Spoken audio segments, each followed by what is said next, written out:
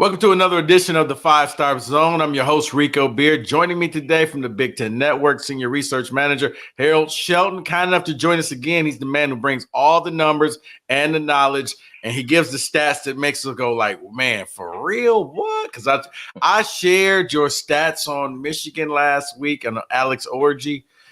I'm glad you gave those stats last week because I don't think we're going to see Orji again for a long time. What's going on, Harold? Man, not much. Appreciate you having me on. And thought we had something with the Orgy thing. And then after a couple drives, it's like, well, there goes that. So I'm glad we got that in when we did. Okay, before we get into this week's matchups, I haven't talked to you about last week. I had the biggest question. If Jack Tuttle was your guy, why didn't he just start the game? I was wondering that myself. I definitely felt like with that element of surprise, if they could have got a few more drives out of that, that might have been enough to win that game. Because once he came in, you could tell Washington didn't know what to do. They were able to move the ball. There were bigger holes for Donovan Edwards to run through, and they were just completely off balance. And then once they figured it out, they got a couple turnovers to end that game, and Jack Tuttle looked like, the backup that he's been most of his career. I don't know why they didn't start him. Especially because it seemed like when he was healthy and they were doing the whole quarterback roulette before the season started, people were saying that if Tuttle was healthy, like he would have started game one. So if he was ready to go, then why not just start him? Yeah, I mean, Jed Fish came out, was like, well, yeah, we really didn't plan on them passing the ball. Like, I think the first play they gave the Michigan passed the ball, and then Washington was kind of like, yeah, we don't think you can be able to do that again. So right, we can live with that. That's exactly fine. Exactly. So, but yeah, that was the big head scratcher to me of like, why didn't you just start him? And with a couple more series before halftime and the adjustments, you may have been able to go out to Seattle and steal that game. All right, but let's go back out to the West Coast. We're heading out to Autzen Stadium and Eugene, Oregon. It's number 2 versus number 3. I think this is the battle that everybody in the nation, let alone the Big Ten, has been waiting to see. Harold, for some, it's going to be a rematch of the Big Ten championship game, but we'll get to that later. Ohio State traveling out west, which, look, the teams going from east to west have not fared well in the Big Ten so far this year. Really actually going from west to east either. I think the record is like 1-8. Or 8-1, depending on how you want to look at it. Ohio State goes to Oregon. What are we looking at in this game? Ohio State brings the number 1 defense, or I got the number 9 offense. Oregon with the number 10 defense and number 25 offense. What should we be looking at? Which side of the ball do you think is going to dominate the most? Let's start there.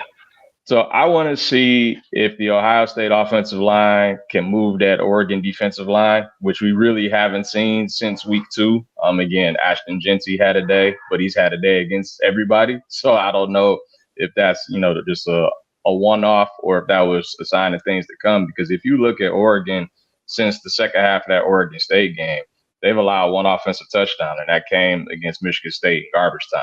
So they've seemed to figure out some things on that side of the ball.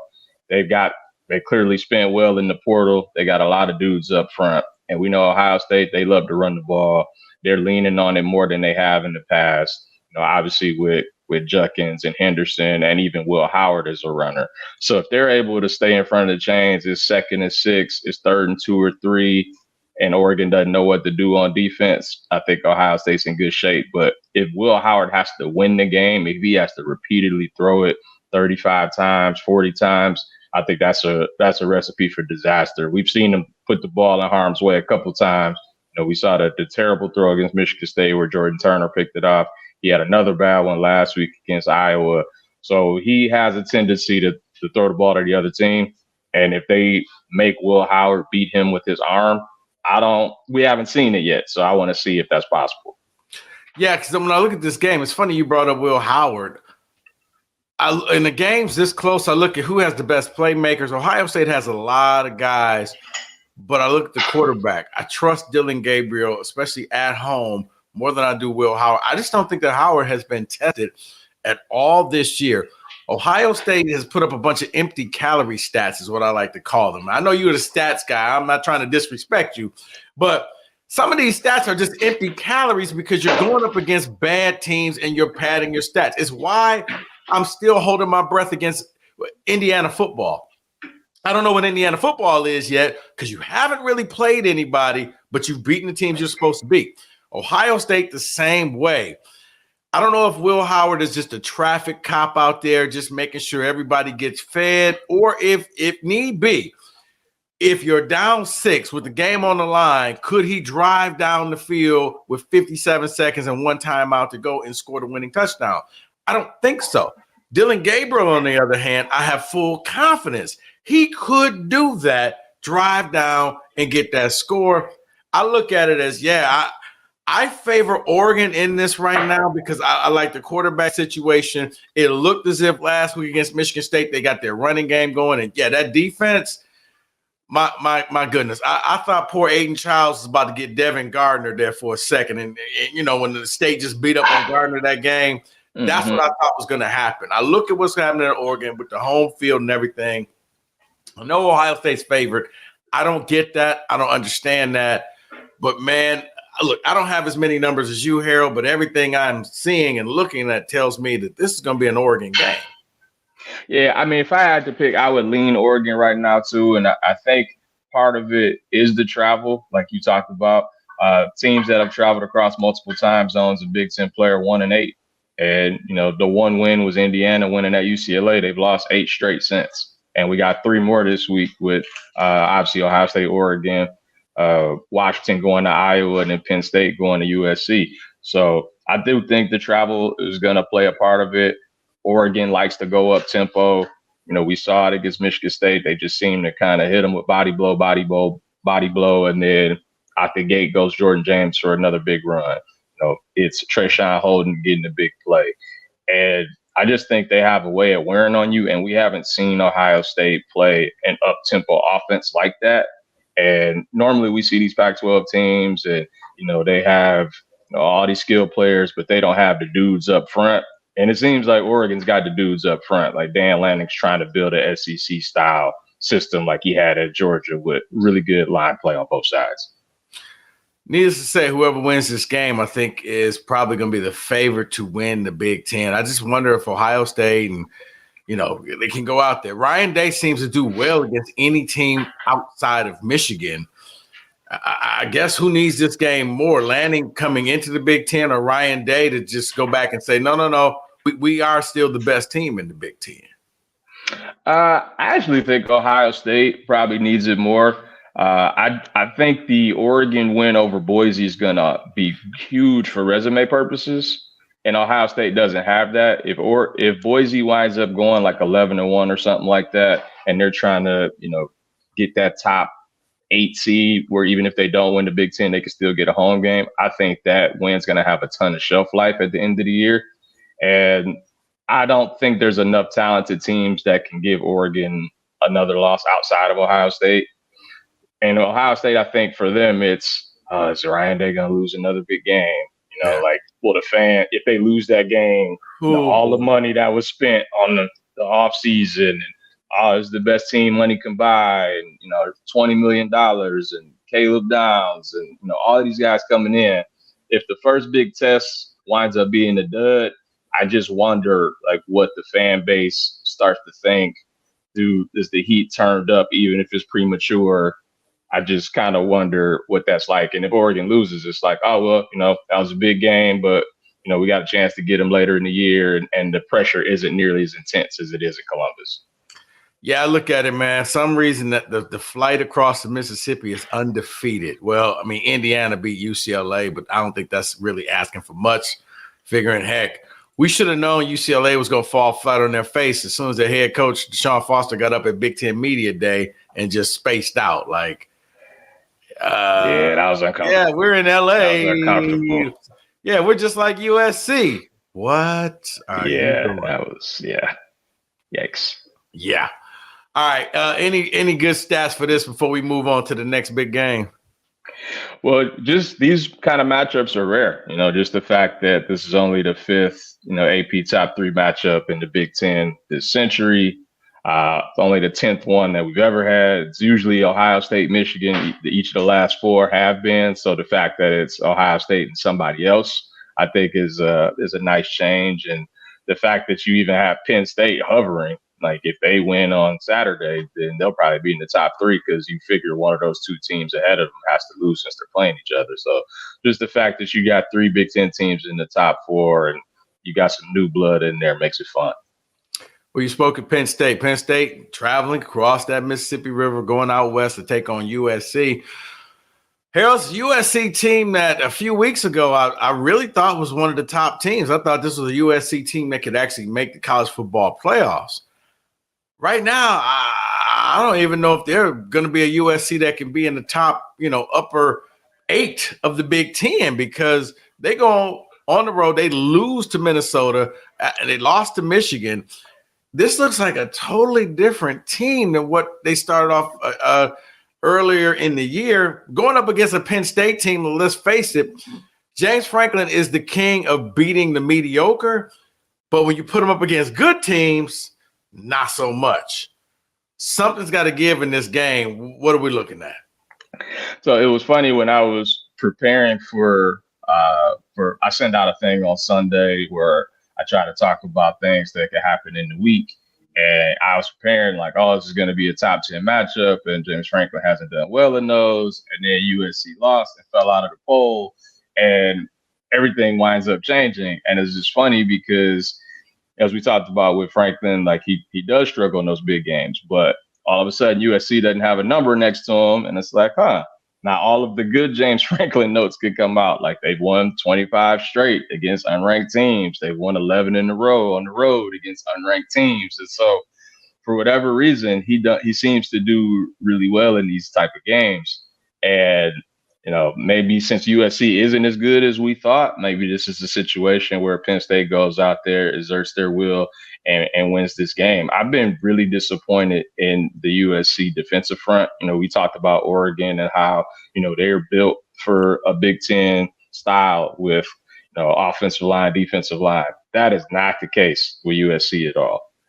We saw, Michigan run all over them. We saw, Wisconsin have success early, and Minnesota ran for close to 200 yards last week, and they were held in check against Michigan and Iowa.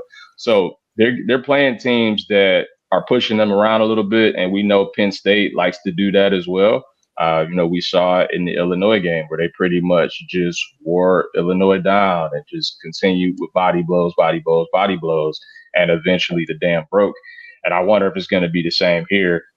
Nicholas Singleton didn't play last week, and maybe that was part of why they were so flat against UCLA. But that combo with him and Katron Allen, I think that might be too much for SC. What happened to the USC defense? Because it looked like they figured it out. Watching the first game of the year, and it's just like, okay, USC's defense is flying around and they're tackling.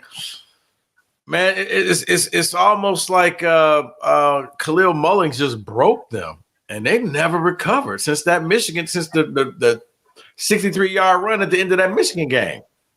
Yeah, so I think USC's defense was so bad the previous 2 years that any improvement made it seem like it was like, oh, they're back, they're fixed. But I think because the bar was so low, that it just kind of made it seem like they had gone over the top in terms of how much they've improved.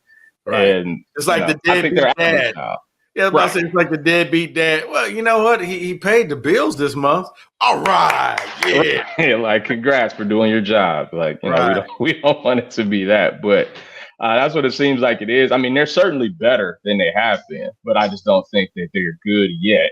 I think they have been like in positions to make plays, but at the same time, they haven't made them as consistently as we saw with the Mullings run. The fact that you allowed Minnesota to score 14 straight in the fourth quarter to beat you when you got a lead, like those are games you should have won. And if you did win those games, now you're talking about, top 5 matchup, Penn State, USC, and, winner it is, pole position for the playoff and all that kind of stuff. But because they couldn't tackle, now you're looking at a potential 4-3 USC if they lose, and then the heat's back up on Lincoln Riley again, and then you get all of that talk that happens. Do you think James Franklin and Penn State can keep this thing going? Because you're right, they win this game just by pure numbers. They're going to move into the top 3. Is this something that's sustainable throughout the year, or is this a little bit of fool's gold? I think it's a little column A, column B, mostly because of the schedule. I think obviously they still have the game against Ohio State, and we've seen them struggle a lot against them. But other than that, that's the only ranked team left. They've got Wisconsin, Washington, Purdue, Minnesota, Maryland. So those are the games that they normally win to begin with. And so even if they do lose to Ohio State, if they win this week, 10-2 or 11-1, Penn State's going to make the playoff. It's just, where are they going to be at that point? Like if it's 11-1 with the loss to Ohio State, then they're hosting somebody in December. If they happen to, lose 2 games, they're in, but they're on the road somewhere. So I think the way that they're built certainly allows them to make the playoff. I still don't know if it's enough for them to beat Ohio State. They just seem to not have the horses when it really matters to make plays late in that game. But I think for right now, they're certainly built to be in that 12 team. All right. It's something I do want to talk about, and I didn't put it on the sheet because I was just actually reading it before we hooked up for this. Have you been looking at this new NCAA NIL? National Letter of Intent, and now that's going away. Are you up on this?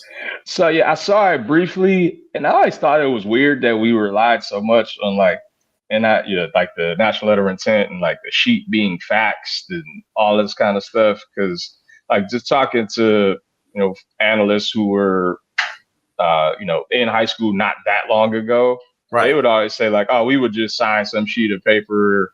And you actually would do the National Letter of Intent like off somewhere else. But, usually when you have that whole hat thing in front of you and you're at the table and your family's sharing, like you're just making like you're signing the sheet of paper anyway. Like it's not even a big thing. So yeah, it's like when people get married.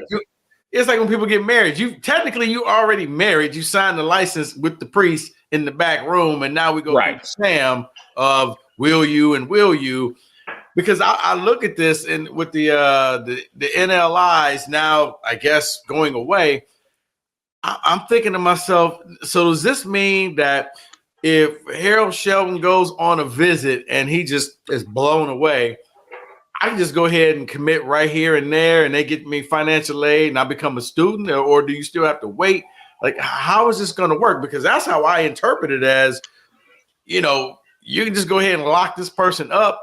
You blew it away. They want to go commit to you. Let's just, instead of waiting 5 months, let's just make it happen now. Yeah, that's what I'm curious about too. Because, with so much has been made about signing day and the multiple signing days, does all of that go away with this? They've already talked about pushing signing day up to the first week in December as opposed to the third week. So is there a signing day at all? Like, is it just going to be a sham? Like, I definitely need to read more and figure out more about it because it doesn't make sense to make all of these rule changes to, talk about signing day and moving them up or only having one and then come out with this. Doesn't make sense. Yeah, because the way I see it, it looks as if it sounds like to me, if a kid wants to commit, they just commit. And if they end up wanting to decommit, how is it any different than what we have? Now, I did think I saw something that if you commit, maybe you got to, you're there for a year and then you can hit the portal so that they're just not committing to 5 different schools all at once. Like I said, I still got to take a deeper dive into it. I just thought it was interesting, man. I do want to talk about this. We touched upon this actually before we started rolling. Ryan Walters at Purdue. Is he gonna make it to the end of the year? I thought that this could work there with that young man, and it looks like the team just kind of quit on him. Yeah, it really did. And I thought that after the Nebraska game, because they held them scoreless in that first half, they had a 3-0 lead, and then it completely got away from them. And then again in the first half, they're hanging around a little bit with Wisconsin, and you could tell once things started going wrong, they let go of the rope, and it should be no reason you lose by 46 to this Wisconsin team. None. The fact that you gave up 52 points to do it. Wisconsin's really struggled on offense all year. It definitely looked like they were lacking some effort in some places, and it's not going to get any easier. I mean, they got Illinois and Oregon, and then Ohio State and Penn State all in a 5-game stretch, and you got ranked Indiana at the end. So, I mean, even if they do, let them finish, which I hope they do, like I'm never a fan of firing the dude midway through the second season. But that schedule isn't doing them any favors. And if they were losing games by, 17 and 18 and 46 to the likes of Wisconsin and Oregon State, Nebraska, like you kind of wonder, can they turn this around at all when they're playing even tougher teams? Yeah, because then if that's the case, if you're the next coach, I mean, your job – I guess you got to do it quicker because the team will leave, hit the portal, you'll lose all your recruits, and you'll have to end up starting from nothing, unless you do what Indiana did and bring in Signetti, and wow. I don't know if I've seen a coach make an instant impact like this. Now, I know they're not playing great talent, but Harold, they are just annihilating anybody that gets in front of them. They're trying to run up the score. There is no such thing as take a knee. Go easy on them. They're trying to score 60 in every game. Heck, they scored 77 in one game where they scored off 50 points in a half. Yeah, see, and that's the thing. Like, I know people are like, oh, it's Indiana, they haven't played anybody, but they are blowing teams out. Like, they just look dominant. And I think there's something to be said to that, especially when you're a team that isn't used to doing that. Because I feel like a lot of times you get these schools that have these magical runs and, then they start overlooking teams thinking that they're better than what they are. And then here comes the inevitable slip up. And that hasn't happened yet. And I think Signetti's done a great job with that. I think that is him being a winner everywhere he's been, a singular focus of like, hey, yeah, we're winning, but we're not doing what we need to be doing. Like nothing seems to satisfy him. Like they'll be up 20 at halftime, and he's talking about what went wrong and what this mistake was, and we aren't playing our best ball. But then after the games, he's talking about, well, yeah, we expect to win, and these guys should expect to win. And, I just think that's his winning culture from where he's had, at Elon, James Madison and all of that. And I think it certainly helps when you can bring a bunch of dudes that you won with you. You bring your whole staff. You could bring 11, 12 guys with you from James Madison. And it's like, look, I'm used to this culture. This is what we're going to do here. So then you can get the other guys on board. And it's like, oh, this is working. This is winning. I have no choice but to be on board with it. I think he's doing a really good job. And I'll be curious to see going forward. So many times people try to find these coaches that are like the hot Mac offensive coordinator or like some visor young guy that, has all of these plans instead of just, what?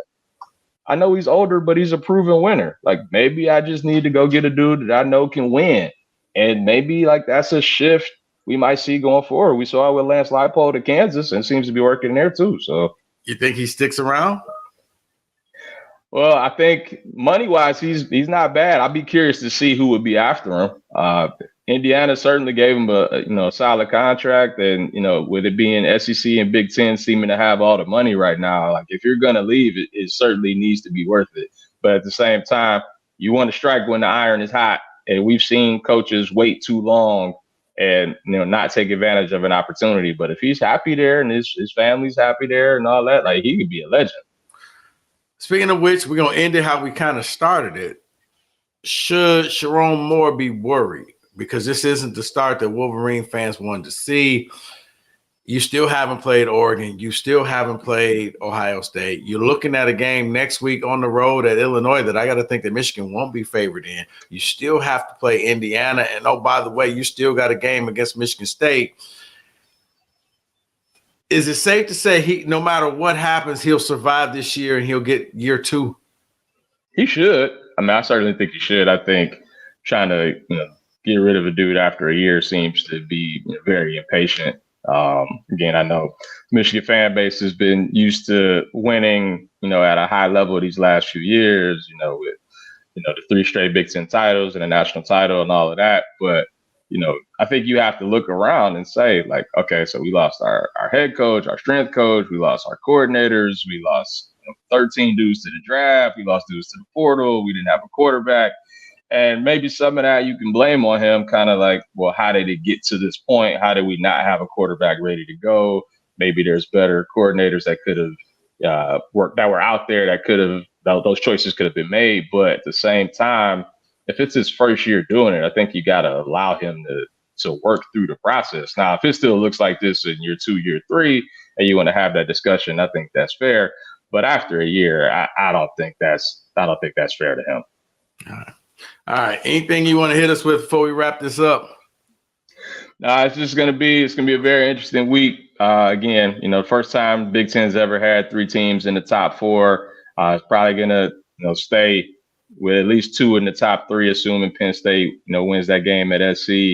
And, now we're starting to get into playoff talk. We're starting to wonder if a team like Indiana, once they get back going next week, if they kind of get into that playoff discussion. It's going to be fascinating now that we're starting to get into the meat of conference play.